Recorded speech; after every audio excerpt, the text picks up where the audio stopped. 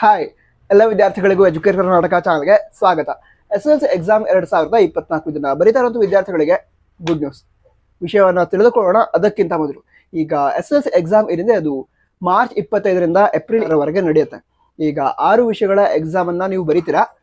ಹೇಳೋದಕ್ಕೆ ಬರಲ್ಲ, ಯಾವುದಾದ್ರೂ ಒಂದು ವಿಷಯದ ಎಕ್ಸಾಮ್ ಡಿಫಿಕಲ್ಟ್ ಬಂದರೂ ಕೂಡ ಬರಬಹುದು.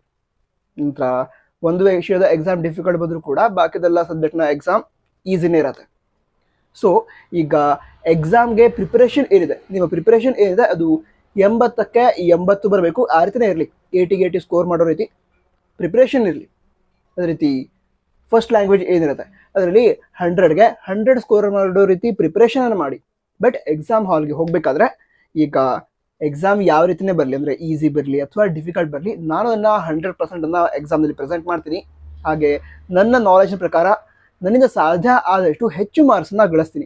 ಇದನ್ನು ಮನಸ್ಸಿನಲ್ಲಿ ಇಟ್ಕೊಂಡು ಅಥವಾ ಇದನ್ನು ಮೈಂಡ್ ಸೆಟ್ ಆಗಿ ಇಟ್ಕೊಂಡು ಎಕ್ಸಾಮ್ ಬರೆಯೋದಕ್ಕೆ ಹೋಗಿ. ಈಗ ಎಕ್ಸಾಮ್ ಈಸಿ ಬಂದು ಅಂತ ಹೇಳಿದ್ರೆ 80ಗೆ 80ನೇ ಸ್ಕೋರ್ ಮಾಡ್ತೀನಿ ನಾನು.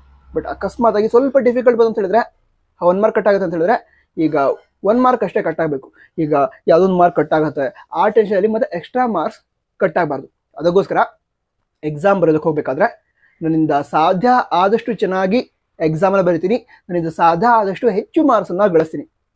ಈಸಿ ಇದ್ದರೆ 80ಗೆ 80, ಇಲ್ದಿದ್ರೆ 1-2 ಮಾರ್ಕ್ಸ್ ಕಟ್ ಆಗುತ್ತೆ ಅಂತ ಹೇಳಿದ್ರೆ 2 ಮಾರ್ಕ್ಸ್ ಅಷ್ಟೇ ಕಟ್ ಆಗಬೇಕು, ಮತ್ತು ಜಾಸ್ತಿ ಕಟ್ ಆಗಬಾರ್ದು. ಆ ರೀತಿ ಪ್ರಿಪರೇಷನ್ ಅಥವಾ ಆ ರೀತಿ ಮೈಂಡ್ ಸೆಟ್ಟನ್ನು ಇಟ್ಕೊಂಡು ಎಕ್ಸಾಮ್ ಬರೋದಕ್ಕೆ ಹೋಗಿ.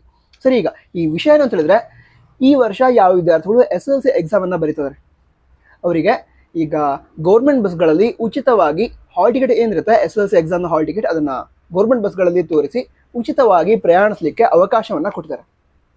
ನಂತರ ಗರ್ಲ್ಸಿಗೆ ಆಧಾರ್ ಕಾರ್ಡ್ ಇದೆ, ಆ ಆಧಾರ್ ಕಾರ್ಡನ್ನು ತೋರಿಸಿ ಅವರು ಪ್ರಯಾಣಿಸಬಹುದು. ಬಟ್ ಬಾಯ್ಸ್ಗೆ ಈ ಒಂದು ಫೆಸಿಲಿಟಿ ಹೆಲ್ಪ್ ಮಾಡುತ್ತೆ. ಅಂದರೆ ಈಗ ಏನಾಗುತ್ತೆ, ವಿದ್ಯಾರ್ಥಿಗಳ ಬಳಿ ಪಾಸ್ ಇರುತ್ತೆ, ಬಟ್ ಎಕ್ಸಾಮಿನೇಷನ್ ಸೆಂಟರ್ ಬೇರೆ ಕಡೆ ಇದೆ ಅಂತ ಅಂದ್ಕೊಳ್ಳಿ.